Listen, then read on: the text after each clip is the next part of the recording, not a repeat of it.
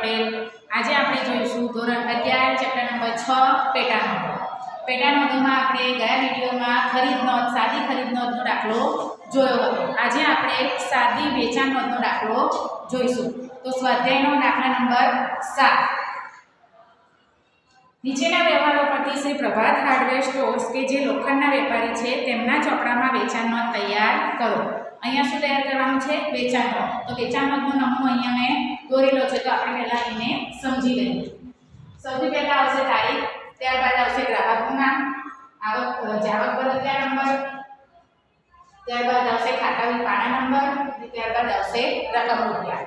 આપણે ખરીદ નોંધ તૈયાર કરી હતી, એમાં અહીંયા વેપારીનું નામ લખ્યું હતું, વેચાણ નોંધમાં આપણે ગ્રાહકનું નામ લખવાનું છે।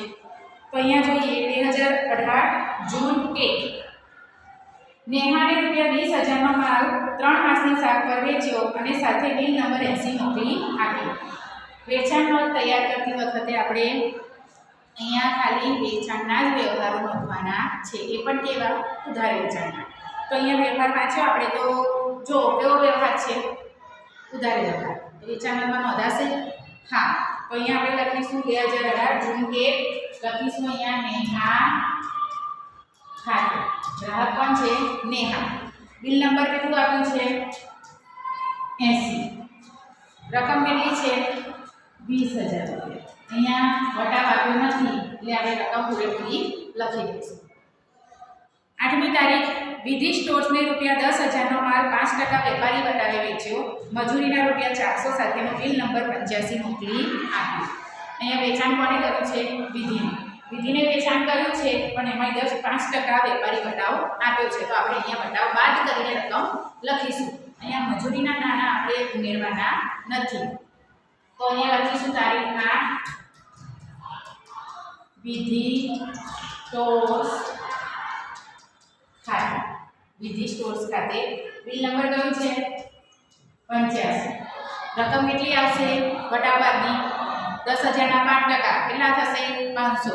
10,000માંથી 500 બાદ કરશો એટલે કેટલી રકમ આવશે? 9,500।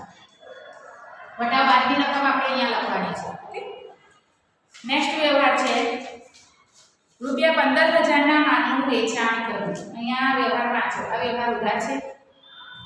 ના, આપણે માલના વ્યવહારોની પેટા નોંધમાં માત્ર ઉધાર વ્યવહારો જ નોંધવાના છે। જ્યારે અહીંયા આપણને કોઈ ગ્રાહકનું નામ આપ્યું નથી, એનો મતલબ એ છે કે આ વ્યવહાર કેવો છે? રોકડ વ્યવહાર છે, એટલે આપણે અહીંયા નોંધીશું નહીં। તારીખ 15 ₹10,000નું યંત્ર ક્રીમાને ₹3,000માં વેચી દીધું। અહીંયા શું કર્યું છે? 10,000ની કિંમતનું યંત્ર હતું, 3,000માં વેચી દીધું। આપણે આ જે વેપારી છે પ્રભાત હાર્ડવેર સ્ટોર્સ, એ શાનો વેપાર કરે છે? લોખંડનો। અહીંયા યંત્ર વેચાણનો વેપાર નથી કરતા, એટલે એના માટે માલ શું ગણાશે? લોખંડ, એના માટે માલ ગણાશે। આ વ્યવહાર કેવો છે? મિલકત વેચાણ। અને આપણે આગળ નિયમોમાં જોયું હતું, મિલકત વેચાણના વ્યવહારો આપણે ચોપડે પેટા નોંધમાં નોંધવાના નથી, મિલકતના વ્યવહારો અહીંયા નોંધાશે નહીં, એટલે આ વ્યવહાર પણ નહીં આવે। 23 તારીખ સિમોલીને ₹15,000નો માલ 10% વેપારી વટાવે વેચ્યો અને સિમોલીએ 50% નાણાં તરત જ ચૂકવી આપ્યા, બિલ નંબર 9। આ વ્યવહાર આવશે? હા, અડધા નાણાં ચૂકવ્યા છે, અને આપણે નિયમ પ્રમાણે જોઈએ તો અડધા નાણાં ભલે ચૂકવ્યા હોય, પણ જે વ્યવહાર છે આપણે પૂરેપૂરો કેવો કરવાનો છે? ઉધાર તરીકે નોંધવાનો છે। તો અહીંયા નોંધીશું 23 તારીખ સિમોલી ખાતે, બિલ નંબર 9।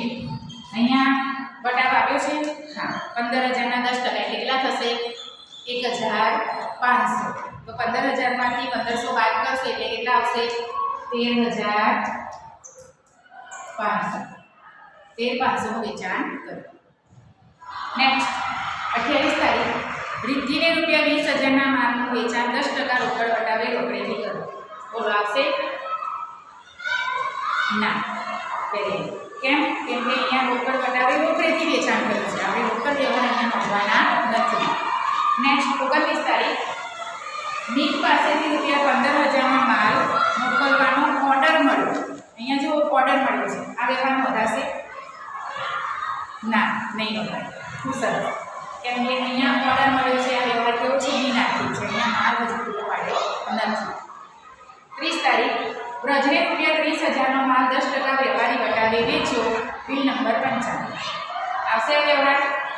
હા, લખીશું 30 તારીખ વ્રજ ખાતે.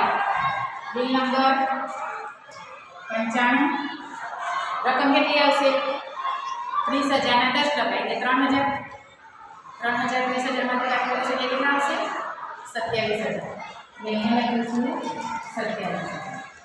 હવે આપણે અહીંયા એનું ટોટલ કરીશું કે જે કહેવાશે કુલ ઉધાર વેચાણ. અહીંયા કુલ ઉધાર વેચાણ આપણું કેટલું થયું છે તો ટોટલ કરો જોઈએ. કુલ ઉધાર વેચાણ કેટલું થશે? 70,000. કેટલું? 70,000. તો આજે આપણે અહીંયા વેચાણનો દાખલો શીખ્યો. આના પછીના વિડીયોમાં આપણે આગળના દાખલા શીખીશું. વિડીયો ગમ્યો હોય તો લાઈક, સબસ્ક્રાઈબ અને શેર કરવાનું ભૂલતા નહીં.